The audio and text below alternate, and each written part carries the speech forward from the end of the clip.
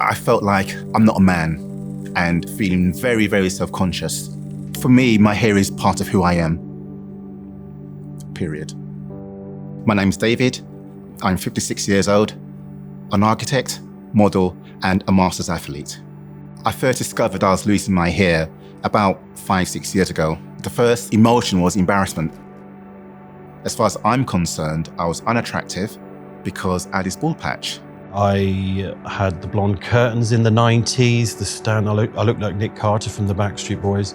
I went through a goth phase where it was short and twisted into black spikes. My name's Ian, I'm 41. I am a loving dog owner, a bit of a white witch and a spiritualist, and a big geek. So that's pretty much me. My hair's always been a big part of me, but then kind of mid to late 20s, I noticed it was thinning out. In my 30s, it became a lot more noticeable, and people would make comments more and more because I'm crowning at the back, or occasionally somebody makes a joke, but it does hit. That's my hairline. It's got worse, so I would push it this way. You can see it's thin, but at least it covers. I'm Nathan, I'm 30 years old, I work in aviation, and I teach martial arts. Before, when I was younger, I had a great set of hair. I had really long hair, really wavy. It's been 7 years now since I've been experiencing hair loss. Being really young and thinking, well, I'm gonna lose my hair. And I think that was the lowest point. Just people noticing it, pointing it out, it gets to me.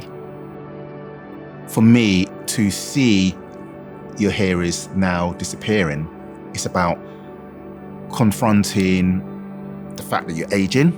What it did for me subconsciously was I became very withdrawn. When I lose my hair, I just lose confidence.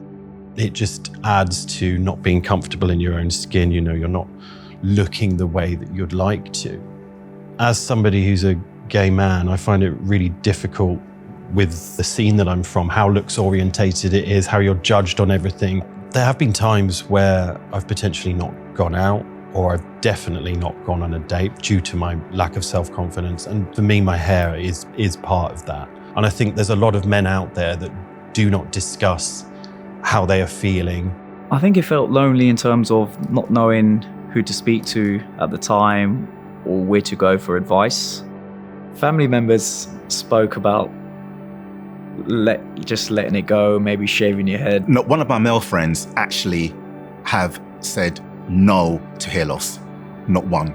And that to me is a bigger issue, that's more of a societal issue. I didn't want to at least accept that, you know, I have a bald patch and I need to accept it like all men do and just soldier on. You know, I have every right to look after myself.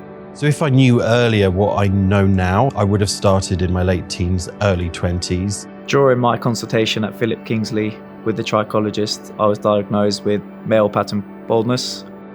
Talking about it has made me feel more confident, more empowered, destigmatizing the fact that hair loss is such a big thing to me personally.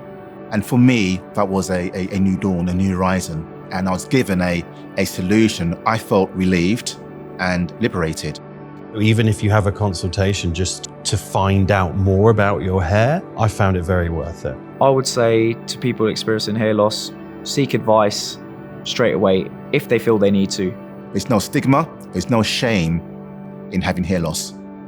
Just do something about it. There's so many of us on this planet suffering from confidence issues and mental health issues, but you aren't alone. It's not the end of the world, and there is advice out there for you.